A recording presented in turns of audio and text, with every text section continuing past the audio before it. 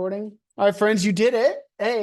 I hope you really enjoyed your Labor Day. I hope you did something fun. I know you guys are probably working on your project. You're like, Will, I'm so stressed. Why would you even mention the word fun? I get it. But I hope that you did do something fun. If it was warm where you are at, I hope you were able to get outside if that's your thing. And if not, I hope you were able to stay cool. Cool. We are in, guys, can you believe it? We've got 3 days, really 4 days left of this boot camp. And then you guys are done. Like you did it. You're totally done, which is crazy. You should all be so excited. But before we do that, there is still some things you guys have to get done. Main thing is, there's two main things. Well, a couple of main things.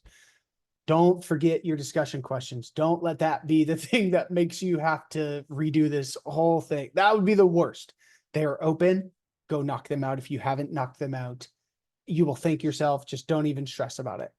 Second thing is your core assignments. You still have to have 90% of your core assignments.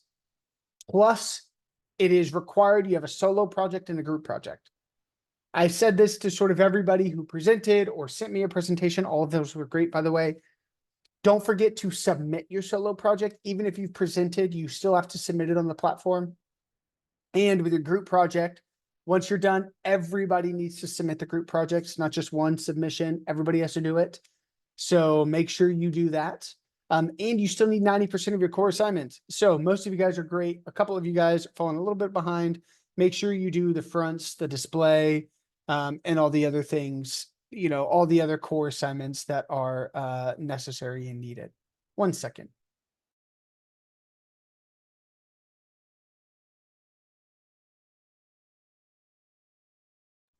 Sorry, my wife came up in my office and that's rare and was kind of looking. So I was like, oh no, everything okay. Brittany, go ahead. Do you need the assignment folder or just the GitHub link for the group project?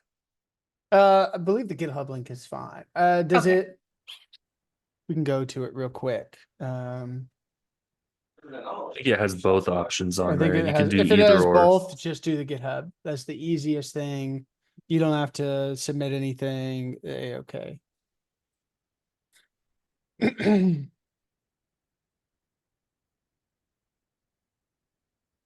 Yeah. Oh, I obviously can't see it. I should have known that. If it has GitHub, just do that. That's fine. You don't Perfect. need to fully submit. Cool. Great. So please make sure you guys are doing your core assignments. You make sure you're doing everything. You do have all of these assignments you got to do. So please make sure this is the only one this week is your group project. But if you've not done fronts display or strings to do and arrays to do, please make sure you do that. Also, if you did if one person did your group project proposal and that person wasn't you, still you have to submit it. So just take that file, go submit it. So make sure everybody is doing, though only one person had to reach out to me, everybody still needs to submit their group project. They can be the exact same thing. It's fine. It's the same file. Make sure everybody submits that and make sure everybody submits their group project as well. What this week's going to look like is we've got lecture today. We'll have lecture tomorrow. We're going to talk about binary search trees. I missed out on a job because I didn't know what a binary search tree was. So, I mean, like case in point, I missed out on a job at a really cool spot because I didn't know what this was and I didn't put in the time. So we're going to talk about it. I'm going to make sure we talk about it. It'll be an intro. Binary search trees are really in depth. Like we could have spent all 4 weeks learning them in real in depth, but that's how like search works on Google. Like if I were to search something and just put, G, it says GitHub and GitLab and all those Gitbucket, all those things. That's how search works. Is something called tries which is a binary search tree or which is a tree. And then another part of it is binary search trees. So we're going to talk about that tomorrow. In office hour, though, we will be having presentations. There's a lot of you guys, yet only one group has signed up to present. So please make sure that you guys sign up to present here. Even if, and I'm going to say this, even if your project is not complete, please show me, what you've done. So you still need to sign up for this. Obviously, if something external really is preventing anybody from your group from showing this, that's okay. Then you can send me a recording by Friday. But everything's due at noon on Friday. So tomorrow or Thursday versus Friday, not really that much that's going to be different. And it's okay if it's not finished by the time you present. Show me what you got. Like even today, Colin, seeing what you guys had, that's great. That's something that you can present now, especially once you get that one little fixed. Like that's a big thing. And it's not going to be there. It likely isn't going to be exactly where you want it, right? That's how group projects always work, but just start doing that. So please make sure you guys sign up for one of these slots here, because there's a lot of you and we can't do them all on Thursday. So we're gonna do that in office hour tomorrow. Thursday is going to be reserved for that. And then we're done.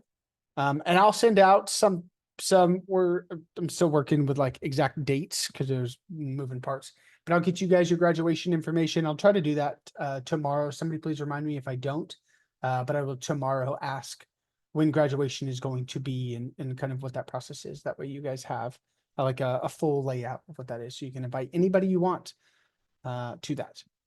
Go ahead, Colin. Yeah, I was just wondering, so like, when we're all done, like, are we gonna get like an email of our certificate? Like, how Mhm. does that work? And Yep. it's gonna be obviously not a degree, but it's gonna be like some sort of official document from Coding Uh-huh. Dojo that says what? Yeah, so it's gonna have, it's gonna be a document, a certificate of completion. It's gonna have all of your stacks that you took,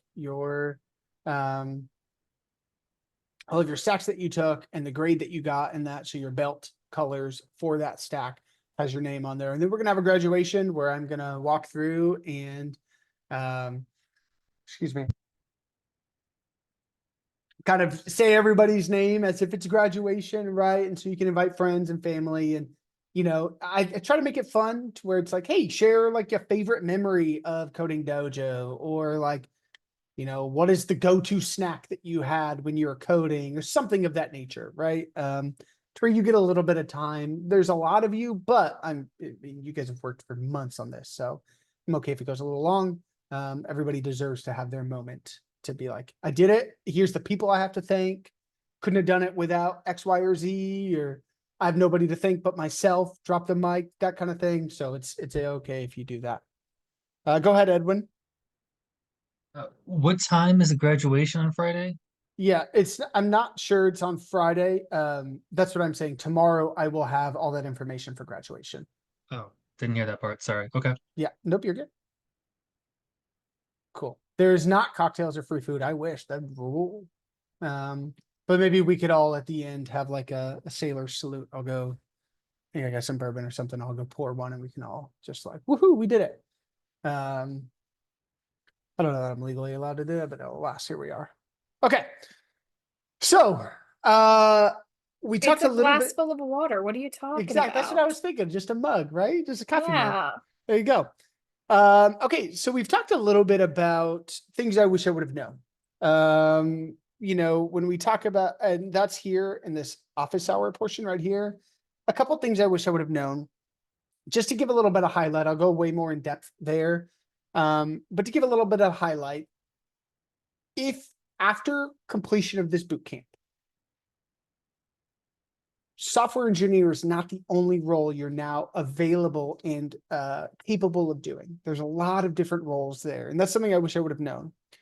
I showed this website called Levels FYI. It helps you have some salaries and stuff, but the reason I like to show it is to show you kind of how to market yourself, how to negotiate, but you can also see that there's a bunch of different jobs. I'm going to go by location and then it's going to tell me I'm in Seattle. Okay. There's a bunch of different things that you can do now that you have some idea of code, right? You can be a product manager. There's technical product managers. There's technical SEO. I just was talking to a good friend of mine who's a customer success manager. And that's another great role that you could do is customer success. If you like people, Brittany, maybe not the role that you're wanting. Not that for the recording, not that Brittany's not good with people. She just mentioned that earlier. Brittany, I think you'd be great with it. But you know, there's a bunch of different roles that you have, especially just having a little bit of knowledge. We talked about that there's solution engineers, so that's post-sales implementation. That's a really great role for people who like sales and like people.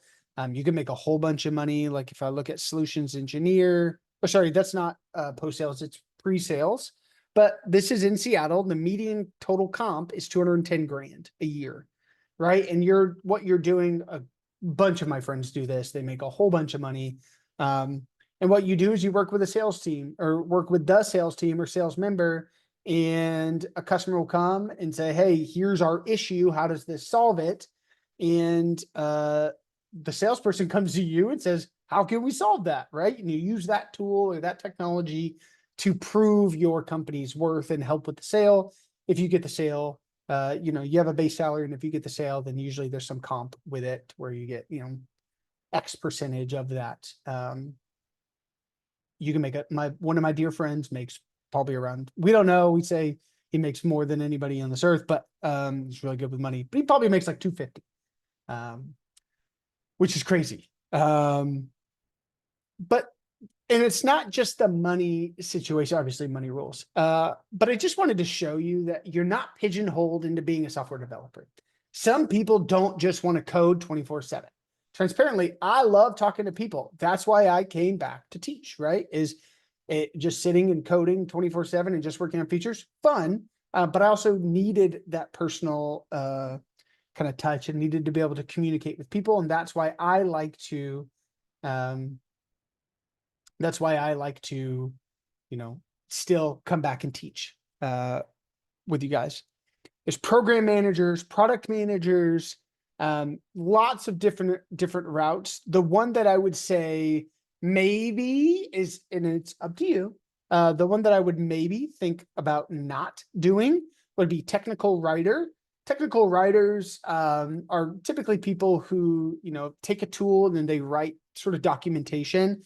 The reason I say maybe don't put all your eggs in that basket is because ChatGPT is coming and is here, and Bard and Claude and all those AIs can kind of, you know, describe what a function's doing, how to work it. And they're, you know, AI is sort of able to do that. And so I don't know how much that really impacts that. So there's lots of different things. Okay. So we talked all in depth on that. And again, that recording is here on this office hour right here, where we talk about I think this is it. Yeah. So we talk all about it, success manager, all that stuff. What I want to talk about is, okay, now what would I be doing next? So, and I see this in the chat, and Shane, I'm not going to pick on you, but I want to make sure that is not the mindset that we're going in with, like, I'll just take X a year. And we're going to see how we can negotiate and make sure that you guys are getting your worth, because you guys are now know things that are really challenging for the general population. It's challenging for me to learn. I'm sure that you guys all had your moments where you're like, oh my God, my brain's going to explode, right? And you stuck with it, right? That is something that you had tenacity to do that. So how do we know what our worth is for that? Well, this tool, Levels FYI, what it does is it is people who are submitting their salaries to, and today's lecture is probably going to go over, but I think it's worth it. So yeah, just as a heads up, but it's people that are submitting their salaries to Levels FYI just for salary transparency. Honestly, tech is, you know, they can take advantage of you sometimes. We're going to talk about golden handcuffs here in a bit. And so people are sort of fighting back, and this is all that. It's fighting back so that way people are not taken advantage of.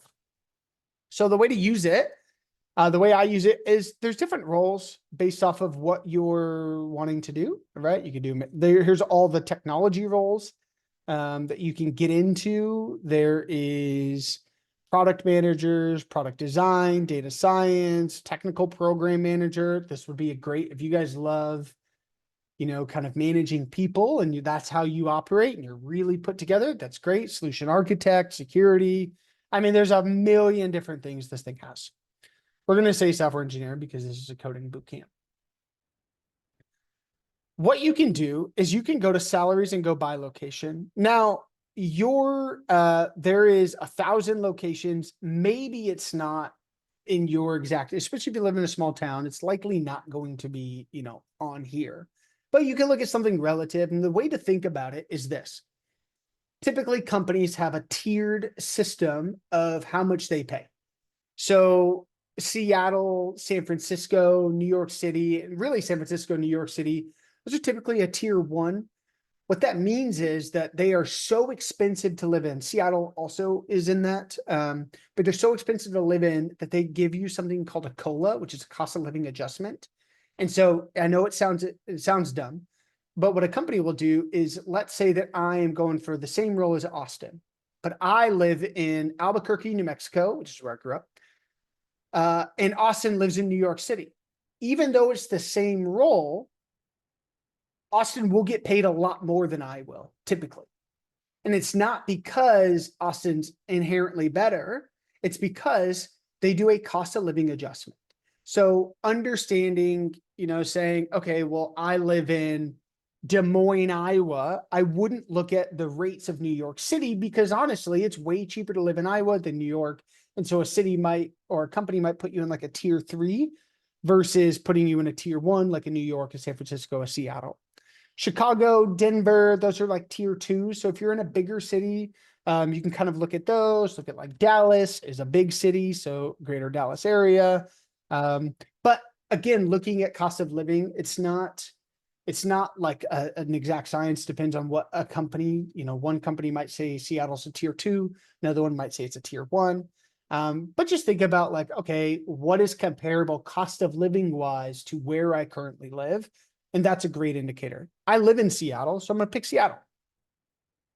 Now you're going to see this. You're going to see this median total comp. Now, 233,000 in median total comp is a lot. Don't get me wrong. It's awesome. That does not mean that you make $233,000 in cash. And what do I mean by that? So when I got hired, let me kind of go back on how to use this first, and then I'll talk about my salaries and just give you guys my story. I saw that somebody asked, how do you know levels of, experience, right? This person's 24 years of experience. They're making 388 total comp. Actually, I think that's pretty low, but that is not something, I'm not comparable to that. Right? Like, even though I've got, experience more like here, right? That makes a lot more sense for me. I've got multiple years of experience. I am not going to compare myself to that. So the way you could do it is you can filter the table and you can search by city or whatever, but I'm going to filter the table to entry level for you guys, right? Cool. And I'm going to say new offer only because you're not at this company. You guys haven't, in theory, you haven't worked at that company.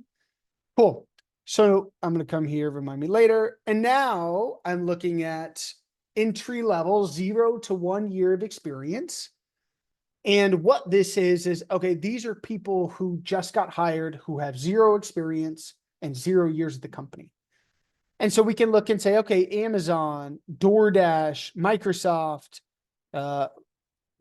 Amazon, those are the 2 big ones. Google's here as well.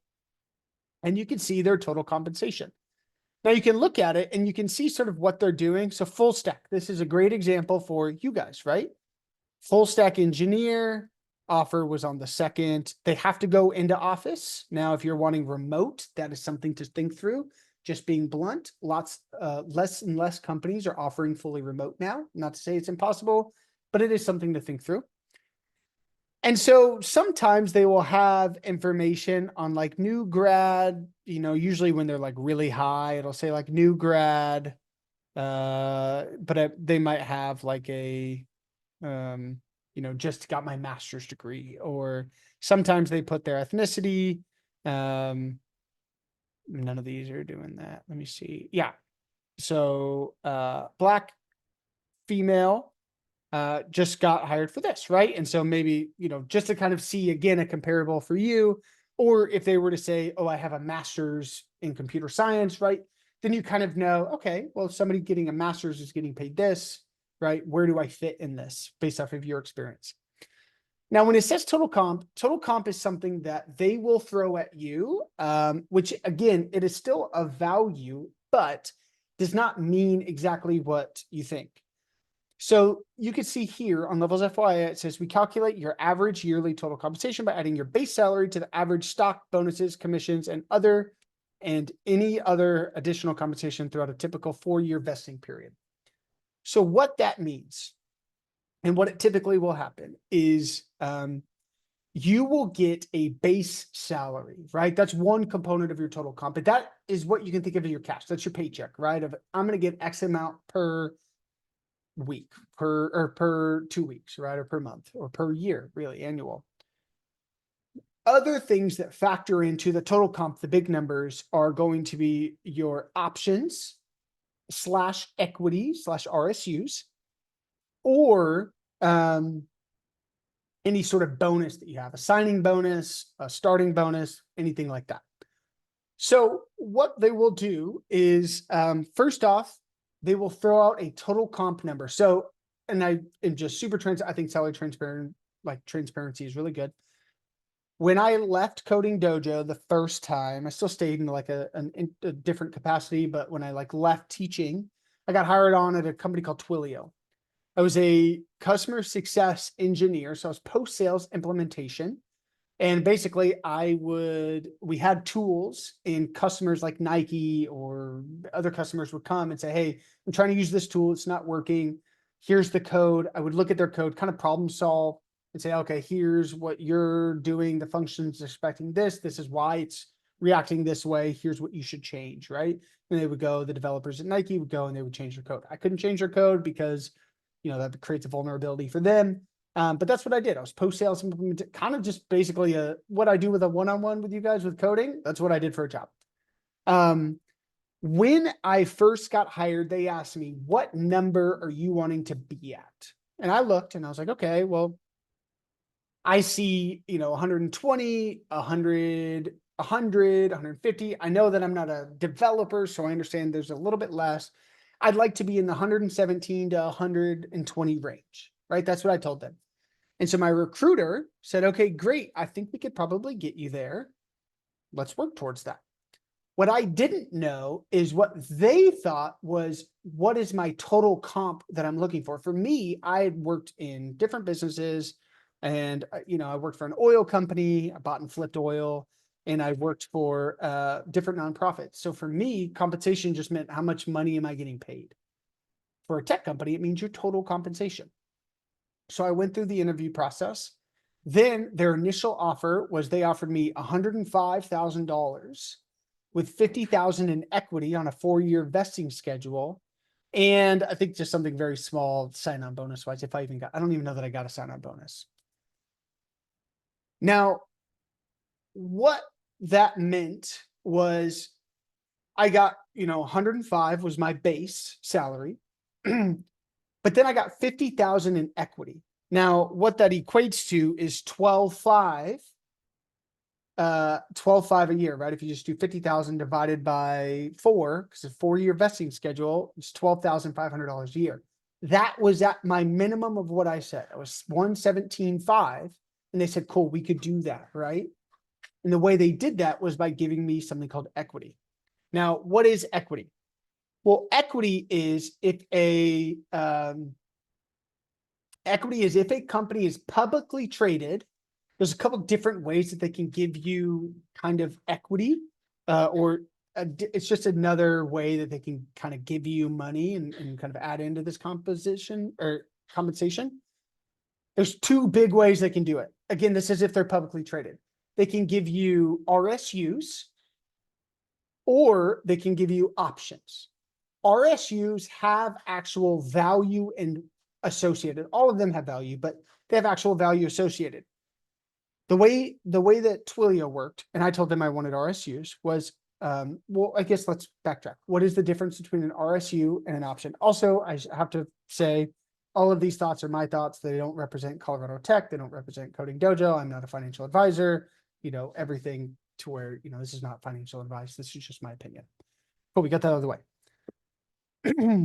What RSUs are is basically it's stocks, right? so Twilio is publicly traded, or a publicly traded company. And so they said, cool, we're going to give you $50,000 worth of stock. Now we're going to give you a 4-year vesting schedule. Now, the way that worked is, and this is what they mean, there's this idea behind in tech called golden handcuffs, right? And the reason they say that is companies will do things to keep you on and make you not want to leave their company. The average time at a big tech company is 18 months, right? So they try to do things and try to incentivize you to keep you working longer and working longer for that company because it's costly to hire people on. So what they'll do, excuse me,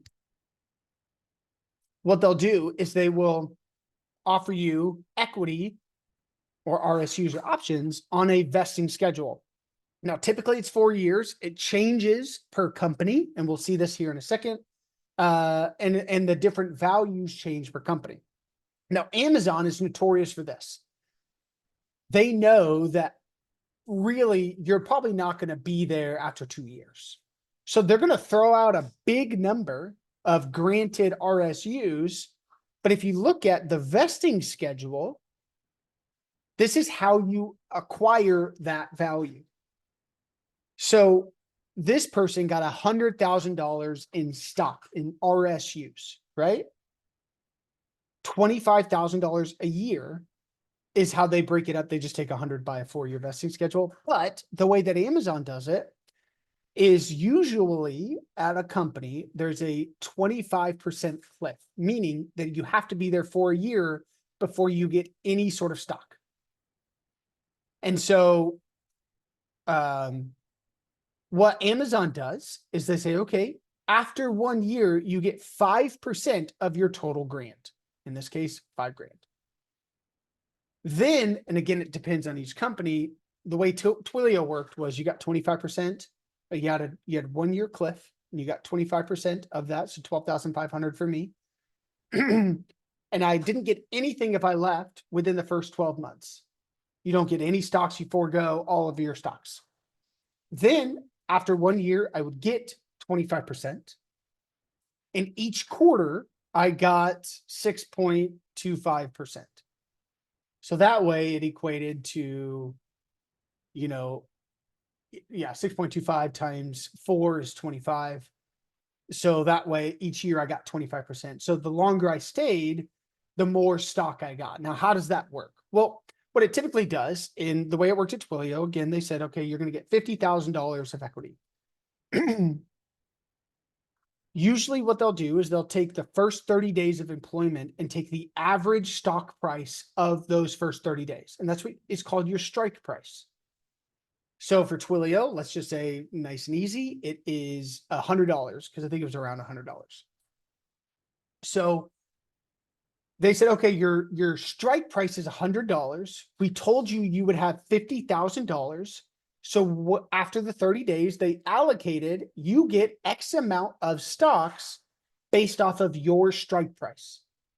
So my allocation was 500 stocks. So if I would have stayed all 4 years, I would have gotten 500 stocks of Twilio, and my strike price was 100, right? So it's just that initial strike price based off of how much you got. Now that can be really good because let's say you got in at NVIDIA. NVIDIA was over $1,000. Let's say you got in when it was 25 bucks, right? And you got $50,000 at $25. They're going to take that 50,000 divided by 25, and that's your allotment of option or your stocks, right? Even if it goes to $1,000, that doesn't change anything. You still got that allotment. So you can make a lot of money off your stocks that way. Now, on the inverse, and this happened to a friend of mine at Twilio, her strike price was $400. She got 45,000 or something. By the time I was hired, she had already been there for a year. The stock had tumbled down to 100. So now her sign-on equity that she agreed to, because remember that allotment happens within your first 30 days, is now only worth 25% of what she initially signed. So her 45,000 was only worth whatever 25% of that is. So she lost a ton of money on that, right? Like that sucks. So again, a vesting schedule though that's in your total compensation, can look something like this. And this is where the golden handcuffs comes in.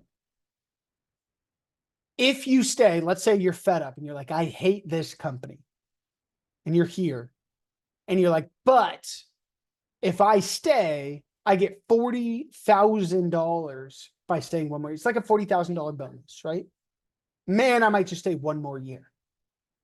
And then the next year, you're like, I really want to quit, but I got another 40,000. Okay, I might stay so I get my full 100,000. Or let's say the stock, like again, NVIDIA, say the stock jumps to the moon and your equity is now worth, 500x what you get. Man, it's going to be really hard to leave NVIDIA that way, right? You're not going to want to leave because you're like, yeah, I might hate my job, but I'm leaving. I mean, in that case, if it was $25 and went to 1,000, I'm leaving millions of dollars on the table. I will just check in, I'm going to stay at this company because I don't get that equity. I get it at my strike price. I have that allotment, but I don't get it until I complete the quarter or whatever. The reason they call it golden handcuffs is that. Secondly, is usually each year they will add on more options and your vesting schedule starts. This allotment, this $100,000 for this person is still that same 4-year track. But let's say you get another $100,000. Well, it starts another 4 years. So then again, you kind of now have two to where you're getting $15,000 year 2, but you're also getting another 5 from the other $100,000. And you can see how they just sort of keep trying to kick the can down the road and put the carrot in front of your face so that way you don't want to leave. So that's the golden handcuffs. That's why. And one thing to think through, this is not to sway you one way or the other. When that happened, I came back and I countered their offer. I said, hey, I care a little bit less about your stock. This was in this. Yeah, I was like, I care less about your stock. I care more about cash. And they said, okay, great. Well, there's some ratio for every $1,000 of base pay that we add to your salary, we take X amount of your equity away. It's like $2,500 to every 1,000 or something like that. And I was like, great. I want X amount, right? I want to base up my base salary to X amount. That's available. One thing to remember, stock is very cheap for the company because it's not realized, right? They don't have to give that out. It's already there. There's options are already there, right? It's not costing them anything. Whereas if you have a higher base salary, that is on their accounting sheet, that is on their line as what they now owe. That's less money that they have. So they might throw a whole bunch of options RSUs or equity at you.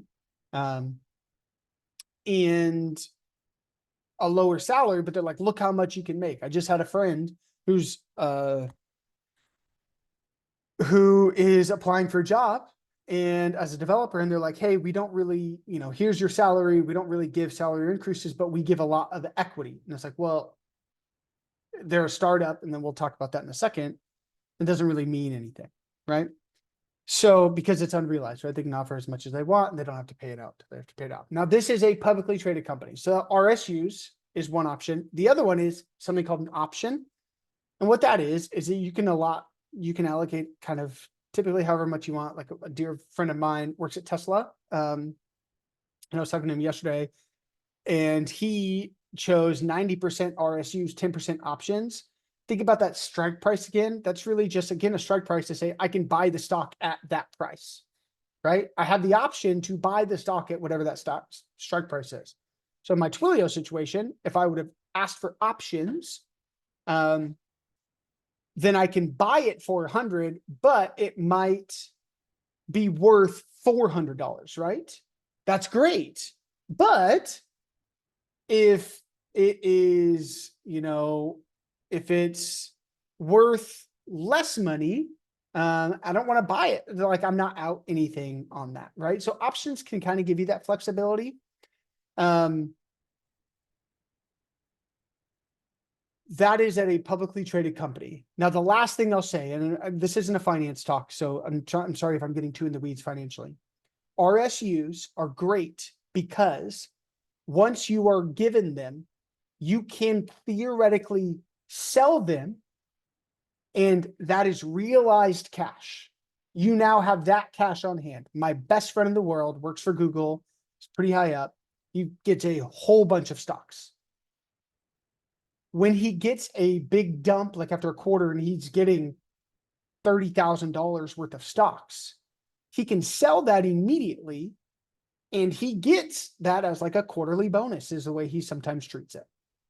Now, with that, and this is something to talk to a financial advisor, typically a couple like Twilio had financial people that I could talk to if I wanted.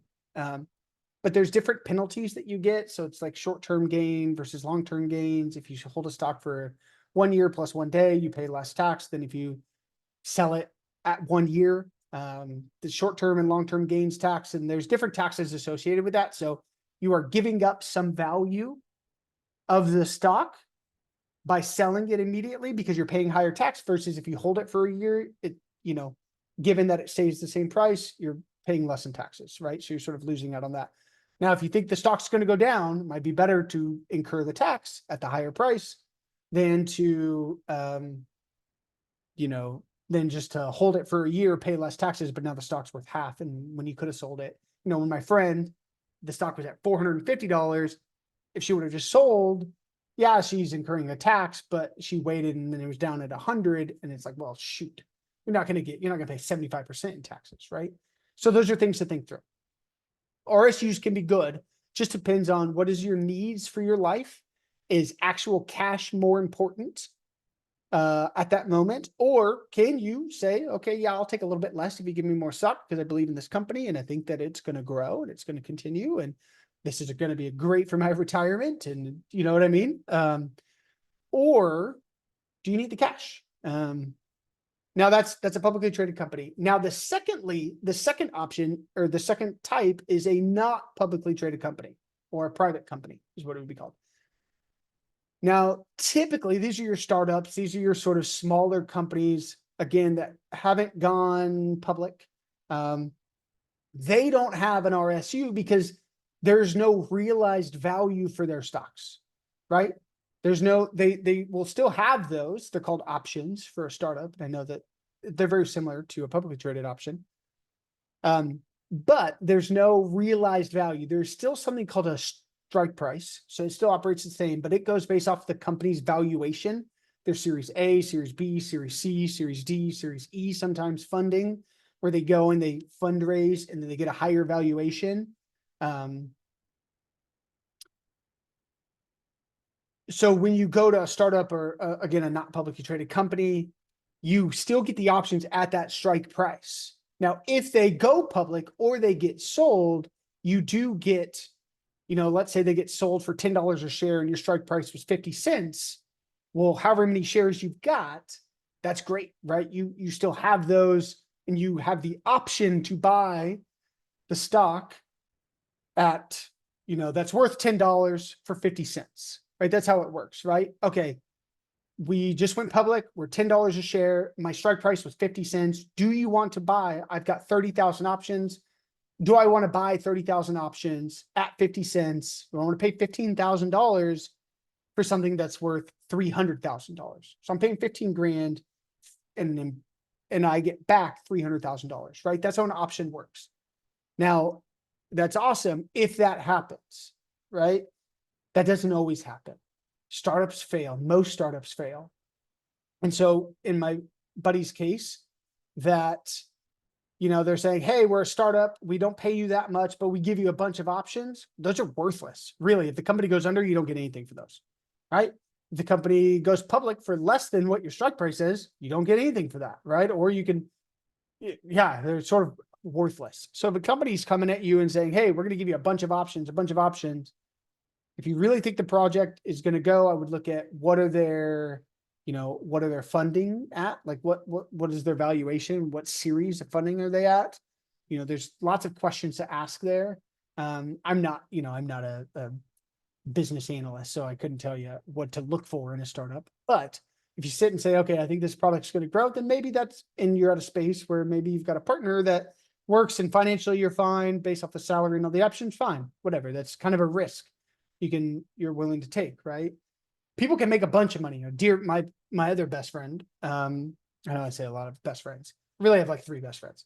The other one of the other ones works for a startup that's a triple unicorn, meaning that their valuation has exceeded $3 billion, which is great. He's got a whole bunch of options with them, but they just did a Series E funding, which means that they're sort of diluting their stock. They're giving away more of their company. So Series E, you're giving away more of your company to fundraise more money. So that way, when they're bought, or if they go public, it's gonna be worth a little bit less. He's still gonna make like a cool 400 grand on his options when it's all said and done. So it can be really, really advantageous to work for a startup. You get in at the right startup at the right time, you can make a whole bunch of money. But again, those are options. That means you have the option to buy at whatever your strike price is, right? They are worthless if the company goes under. If you leave the company, I guess technically you own those options. If you leave the company and if they ever do go public, you still have that if you hit that vesting schedule. Other than that, though, they're sort of just worthless. And again, if the company goes under, it's not worth anything. Versus an RSU is something that even if you leave the company, or like you could sell those immediately, right? Or you can still have those in your portfolio, or, I guess the company goes under, there's no value, but same sort of idea. I saw somebody ask, what if you no longer work for the company or you get laid off before the 4 years? Do you still get the RSUs? Nope. It is what you work, right? And so thinking about this, you have the 25% cliff after 25% cliff, but sorry, it's working 25% of the time. So after 1 year, you are allotted your 5% of whatever your $100,000 is. So however many options that is, or stocks, that gives you 5K. And then every quarter you work, you get that quarter's, or at least this is how it was at Twilio, you get that quarter's allotment. So if I left in the middle of Q2 and I hadn't completed Q2, I don't get Q2's RSUs. So you can see maybe I might want to stay. Well, I'll just stay through Q2 because I know that that's another big stock give, right? And I know I'm going to get another, I don't know, 20, my buddy, get $30,000 in stocks. I'll stay another month and a half. Oh, well, now life's a little bit busy. I don't really want a job search. I might stay another quarter, right? Because I just am getting more and more money. That's the golden handcuffs. So that is what they're going to say by total comp, right? It is your RSU / options. They're going to put that in there, your base salary, and then any sort of sign-on bonus or any sort of bonus, if you have a sign-on bonus, or if you have any like, hey, if you do good, we give a 5% bonus, right? Any of that, right? Like the actual money itself is, that is what they mean by total comp. What that doesn't mean is the other benefits that they do give you. That's usually not in your total comp. Like one of my friends, the one that works as he's a senior customer success manager, his company pays for him and his wife's insurance, like full dental, full vision, full medical, paid for. That's $9,000 value. That's not in his total comp. That's not what they put in his total comp, but it's worth $9,000, right? And so when you're looking at companies, these are all things to ask, right? I said it in the last one, but I think it's important enough. I'm going to say it again. If you're talking with a recruiter, in the first meeting, they're going to ask you, what do you want to get paid? Do not give them an answer. Instead, say something along the lines of, hey, that's a really great question. Transparently, I'd like to learn more about the role before I can give you something like that. Because I want to, compensation is a very detailed and very convoluted sort of topic, and there's a lot of moving pieces. So I'd like to get a better grasp before I can give you an actual answer there. That said, do you happen to know what the pay band is for each of these, for this current role? And what do I mean by pay band? Well, typically a company, especially if they're big, are going to have different levels, right? And so here at Amazon, there's an L4, an L5, an L6. There's a whole bunch of different ones. SDE2, a 62, SDE, senior SDE, 64, right? These are all this. Each of these roles, if I'm getting hired on as an L4, there's a pay band for an L4, and I cannot go above that pay band, right? And typically it is, $15,000 to $20,000. Depends on the company. but I can't go above that pay band or else I move into the L5 role. That happened at Twilio, right? I said, hey, I care less about equity. I want more money. Give me 108 and whatever it was. And they're like, well, if you go to 108, we have to increase you by a level.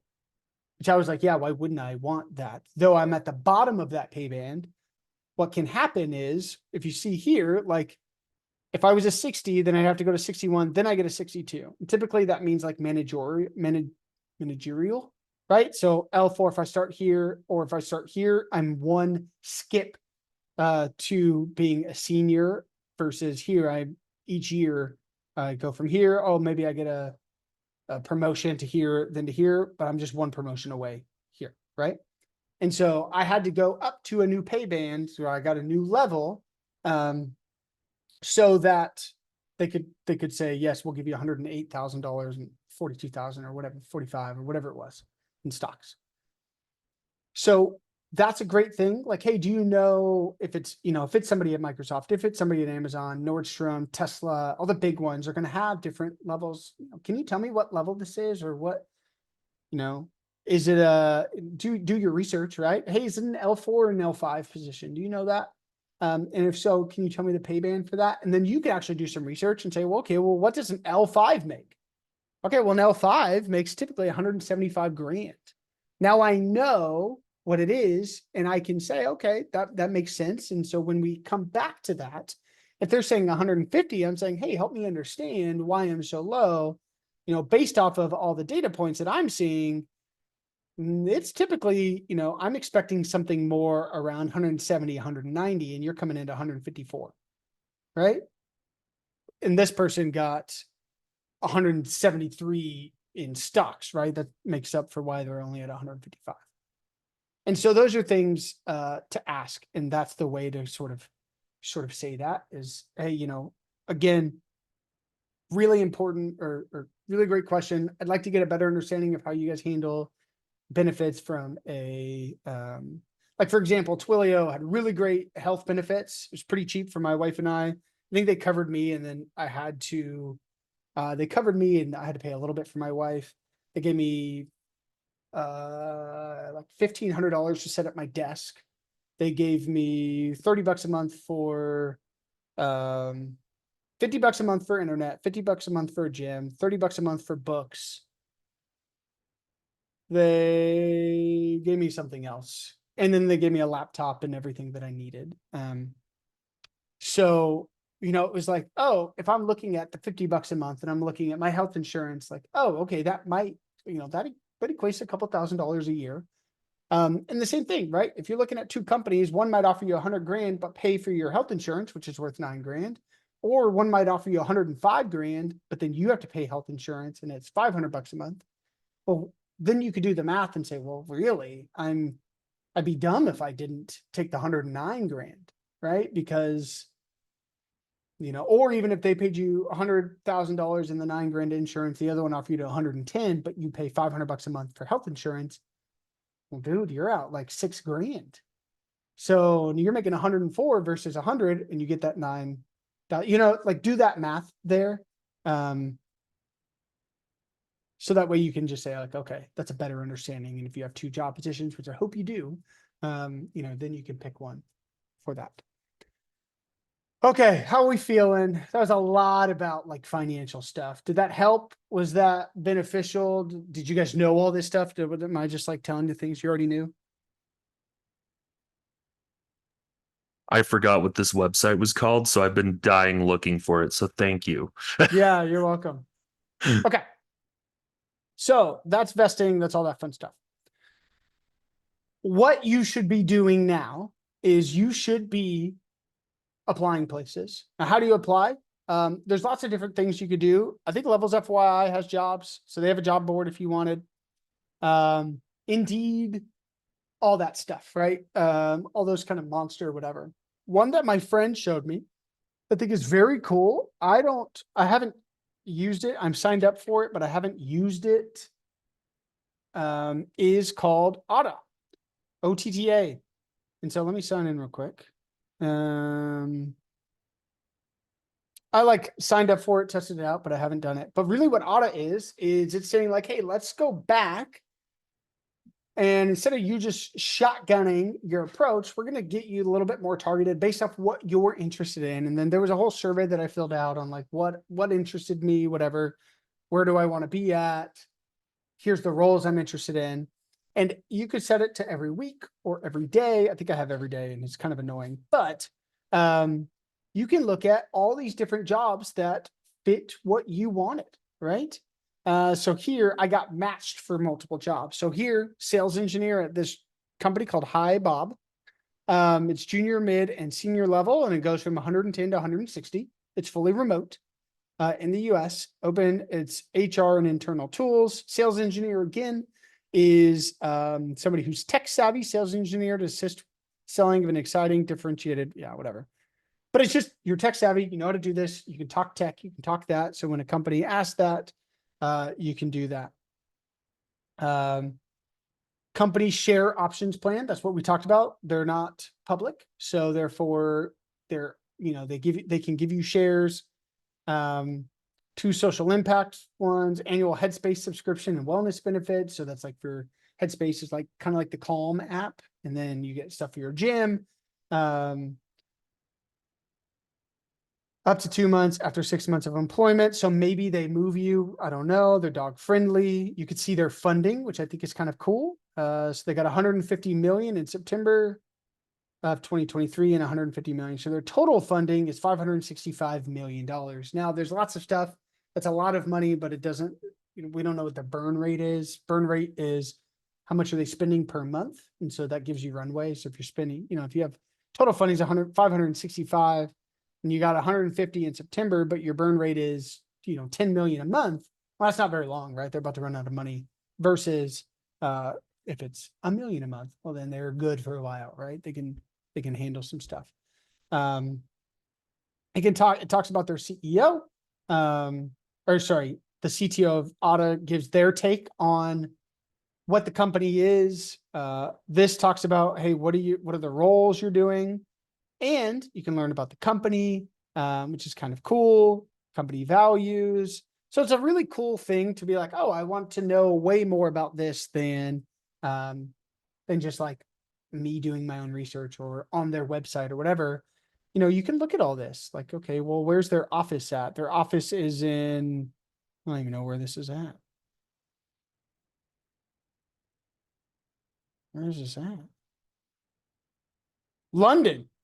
Oh, it's in the UK, mate. Yeah, there you go. That'd be sick. I love London. Anyways, so here's all the jobs that they're doing. So there's associate sales engineer, payroll, customer experience engineer, which is probably similar to the role that I had at Twilio, the customer success engineer. But it's a cool app and it will do, it's not showing up, but it will do,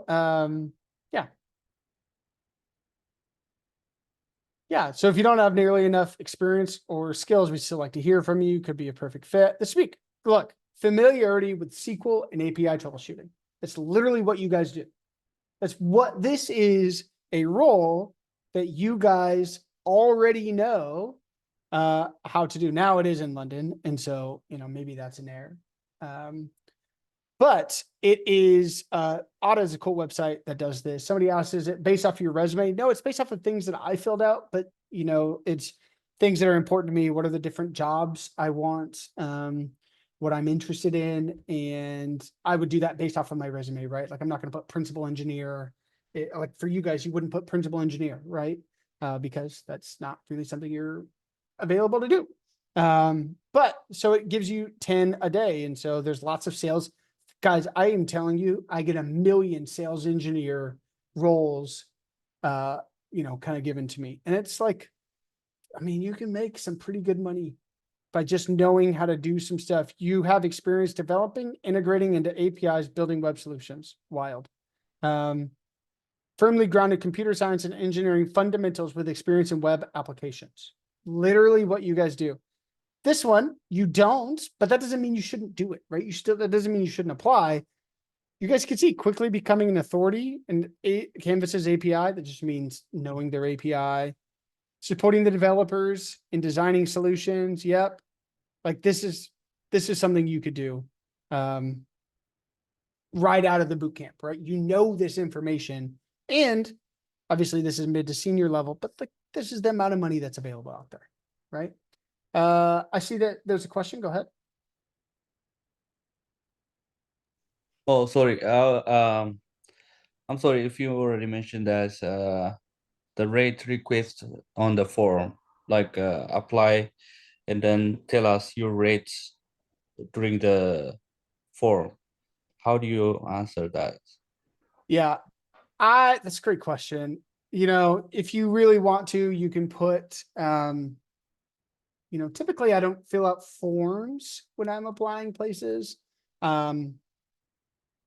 I just haven't, I guess, done that. Up to you. I guess you could do your research then and say that. The thing that's sort of hard is, you know, transparently, if you're filling out a form, the odds of you getting, I'm not saying you can't get hired that way, but the odds of you getting hired just by filling out a form usually isn't high, I guess, because they're still going to go do an ATS tracker. So I would just figure out, is it a job you really, really, really want? Maybe put in a little bit of time to do some research to then give a salary expectation. Yeah, most of the jobs on LinkedIn I see. Yeah, They LinkedIn for is, I'll just be super transparent. I wouldn't go for LinkedIn because recruiters and hiring managers say that they'll put up a job on LinkedIn and they will get 5,000 like within 24 hours.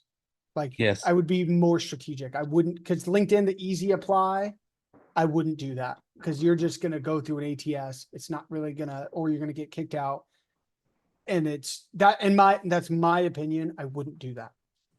Yeah, I mean, I- like on LinkedIn, the link forward to the actual company website Mhm. to fill that Yeah. form. Yeah, but yeah, I guess that's true. Yeah, I up to you. I guess I would say yeah. That then I would, if that's a company you're genuinely interested in, I would do a little bit of research and put a range role. Or just a range based off of like a levels FYI or something based off that role and what you're doing. So that's what I would say. Yeah, that makes sense. Thank you. Yeah. Yeah, of course. Yeah, so using a tool like Otta is great because it, you know, associate software developer. It's React, AWS, JavaScript, Python, C#, Node, MySQL. You guys have done 1, 2, 3, 4, 5 of those, right? And maybe you have a little bit of AWS, and C#'s basically Java and Python had a kid. It's C#. It rules. So yeah, you know, there's lots of different things that you can do. Just because a company says you have to have 1 year of experience, that's not inherently true. You can still apply for it. So don't just let that familiarity with SQL. Cool. You know how to do that. Yeah, I would say that expertise in React, Node, Python, and MySQL. So it's kind of SQL-y based, you can tell. So using a tool like Otta is great. I would use LinkedIn not as something to apply with, but as something to like build up if you are going to apply on it, you have to build up your kind of following, if you will. All that means is you have to interact with LinkedIn. The more that you interact with LinkedIn, the higher on the list you get when the recruiter says, I want a developer in Ohio. And let's say you live in Ohio, you're going to show up higher on the list. It's really, LinkedIn is pretty upfront. Like, you interact with us and we'll help you get a job. You don't interact, you just use us, kicking you down the list. So you can add things, comment on people's, and Gary Vee is like a business guy, and he said that he used to comment when he was trying to build out a following on social media. He would go and he would comment on, I think he was like 90 people a day.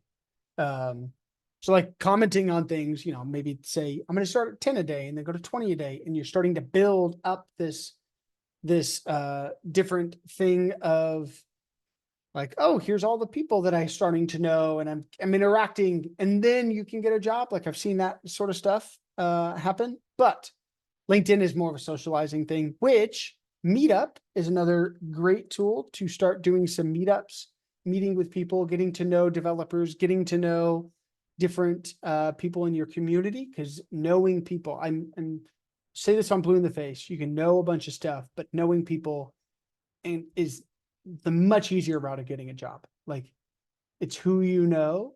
It's not always the case, but a lot of it is who you know. So get to know some people, talk to people. That also said, I'm trying to go a little bit fast. I know we're 7 minutes over. Hacker rank, we've already talked about it. Keep doing these skills, especially if you're going to go for a software developer role. Solutions engineer is not typically as much, or program manager, there's not as much technical. No, there still is a technical thing. Like my customer success, again, it was like, hey, understand UTM parameters and how that plays in XYZ. And then I had to read their documentation and give an answer. So you still have technical stuff. You still have to prove that you know, like SQL. It just might not be as intricate as like what's a binary search tree and how do you do breadth first or depth first search and what is, you know, what are the time and space complexities. It's not as in depth of that. But if you're still trying to be a software developer, make sure you're doing a hacker rank. There's leak code and neat code. All of these things are tools that will help you continue to learn, keep your skills fresh. The best thing I can tell you, keep coding. If you do not code for a month and then you try to get ready for a technical, you'll forget everything. We had an office hour. I was re-looking up props, right? I haven't taught React in like 4 months, right? Taught it a million times. Haven't taught it in 4 months. And I was like, how do props work? Right? How do components work again? Right? If you're not coding in it, you're going to lose it. So make sure you're still coding. Continue learning, right? Continue learning things. If you want to go more in depth with AWS, if you want to go more in depth with Azure, if you want to go more in depth with C#, if you want to learn C#, Udemy is a great source. It's always on sale. So always make sure it's on sale. If it's ever full price, just wait 24 hours and it'll go on sale again. It's a great thing to learn certain skills. Azure and AWS give free learnings for, they're different. They want you to be certified because then if you work at a company and you need a cloud solution, you go with what you're familiar with. So if you're certified in AWS, you're going to use AWS. Azure the same way. So if you go to Azure, and I'm sure that there is, there's a million different things. Like if you go to Azure Essentials, getting started, there's going to be a whole bunch of different certifications you could do. There's a million different things you can do. So just keep learning is what I'm wanting to reiterate. Keep learning, interact with people, and don't just, if you want to be a developer, be a developer. That's fine. But don't be afraid to brighten your horizons and open your horizons, because it is a lot easier. If you can get into, part of me going to Twilio was, I didn't really want to be a customer success engineer, paid a lot more than I was getting paid at Coding Dojo at the time. Like, that's great. But it's a lot easier to become a developer at Twilio when I already work with Twilio versus just trying to become, trying to break into the industry. So go work at a company, even if it's a solutions engineer, technical, whatever. You got to, it's a lot easier if it's Apple, right? And you can get a job inside of Apple, go do that, because they will have tracks in order to go do that. Just don't forget to stop coding. I have a friend who took that route. Now she's a solutions engineer, which is dope, but she wanted to be a developer and then just focus on her job, which is great. That's your job. And then forgot how to code. I was like, oh no. And so she had to relearn it, pick it back up. And we've had lots of conversations on why is my code not working? So, okay. Any questions on anything we've talked about? I know there's a lot, but any questions on anything we talked about? I think also Crystal had a dope ATS tracker thing. So hit Crystal up if you want the ATS. ATS is basically AI that goes through your resume and then it either kicks you out or sends you somewhere else. Jobscan.com. Thank you so much. JobScan. Yep. Yeah. If you guys ever have questions, I'm on LinkedIn. Like I'm on Discord as well, but LinkedIn is always, I will always be on LinkedIn, whatever company I'm at. Not that I'm leaving Coding Dojo or anything, but if you guys ever have questions, you're like, hey dude, super stressed. This is my situation. What should I do? Just message me on LinkedIn and I can hopefully help you through that. And then again, these are all my opinions. I think you guys have learned a skill that has now made you very, very, very marketable. You just got to find your market. Is it true that it's tough? I'm just going to be blunt. Is it very, very true that it's really tough right now as a developer? Yes. It is. It's really hard to become a developer right now. Is it impossible? No. It depends on where you're at, depends on who you know, it depends on all sorts of things, right? So everybody is, think of the news. I'm not trying to go conspiracy. What gets clicks? Doom and gloom, or the really cool stories about somebody breaking in and changing their life, right? The doom and gloom, right? Look at our news, look at our ESPN, look at all that stuff. It's all doom and gloom. So of course on Reddit and everybody's how bad the market is. Guys, I just showed you a million different companies hiring for a million different things, all for over 6 figures. So there is hope. You can do it. You have a skill and you are capable of doing that. It's bad because of like AI, the market. Nope, it's bad because interest rates used to be near zero, so people could borrow money for basically nothing, and so they could hire everything. AI really has little to do with it. It's more so everybody hired a lot because money was cheap. It was basically free to get, right? Now interest rates are through the roof. And so people's debts are coming. And so they either have to pay those off or they can't borrow money if they need it. It literally was like near zero for businesses. Like I remember being in Twilio and they're like, hey, things are about to get really tight. Because it used to be the CEO, the old CEO, can't remember his name, little guy. He's like, hey, money used to be free. It's not anymore. So we're gonna have to tighten up. So really that's what it was, is the current market and inflation has made money be expensive.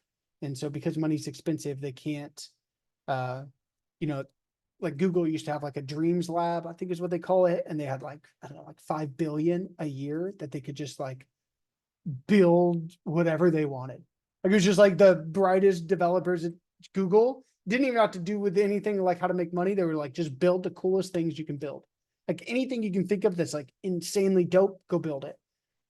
I'm like, oh, okay, so maybe some of those products, money's not as free and capable anymore. And also people are not spending as much because other companies are feeling the, you know, it's like a domino effect, right? It's not just the big companies that borrow money, it's little companies, and little companies pay for SaaS products, SaaS, software as a service. And so you think of like, you know, if you pay for login, like codingdojo.com, right? Or your platform is our SaaS product, right? It's a software as a service. You guys pay for that. And so if you guys don't have the money to pay for it, and then we have to tighten up, or right, if you know, vice versa. And so that's what happened. AI is a little bit, I mean, AI is very, very, very overhyped. Any developer will tell you that. The reason it's hard right now is because companies tightened up. And so they revalued and said, okay, also the fact that everybody was laying people off. So it was a little bit more acceptable than, you know, back in like, if you would have in 2021, if somebody had layoffs, you'd be like, oh, that company's done for, because everybody was hiring like crazy. And then once a couple of dominoes fell and people started letting people go, it became really socially acceptable to lay off people. And you're just saving a bunch of money. It's really shareholder value that they're trying to build, or to give money back, like the shareholders or investors, they want money. And so laying people off means that you have less on your bankroll, which means your revenue and your profits are higher. So therefore, you can give more shareholder value. So people want to buy your stock more and your company's worth more. It's like it's all money. AI is very overhyped. It is not going to take your job, in my opinion. And I even, the Primogen, I think is his name. He's like a famous YouTube guy. He had the same take I have, is that yes, AI is going to allow you to do more things, right? That's just a fact. Maybe you can build more things. But what it really relates to is companies already allocate X amount to deliver X amount. So if it's $1 billion to deliver, they're not going to just cut that to 400 million and just deliver the same thing. They might just say, well, we're going to keep putting in $1 billion and we're going to develop 10x the amount of things, right? So the company need to develop is going to continue to be there. So AI is not necessarily going to take your job. It's just that people cut down, and then what happened is now you have people with experience of 2 years, 5 years of experience going for jobs that maybe a junior developer or somebody in a boot camp could get, pretty easily. Now you're competing with people for 2 to 5 years of experience, right? And so that's what made it. That's what it's like. All this ecosystem of and chain of events that's made it a little bit more challenging. Again, it is not impossible to get a job, and if people are already developers, they want to be developers. Maybe you guys are, like I was talking to somebody today and they're like, yeah, I'm actually good. Like, I'm graduating. I don't want to be a developer. I want to go do my own thing. And it's like, cool. Lots of those people aren't trying to be a solution engineer. And you can see you can make a bunch of money by being a solutions engineer or CSM, customer success manager, or whatever it is. So there's lots of options. There's a million jobs in tech. So yeah, that's my opinion on it. Any other questions? Graduation, I'll send you guys times and stuff tomorrow. Cool. Any other questions? Friends? My team's having a little bit of a crisis with our project. If you got time to take a look at it. I've got like 3 minutes. So I'll pause the recording here and then I can look real quickly.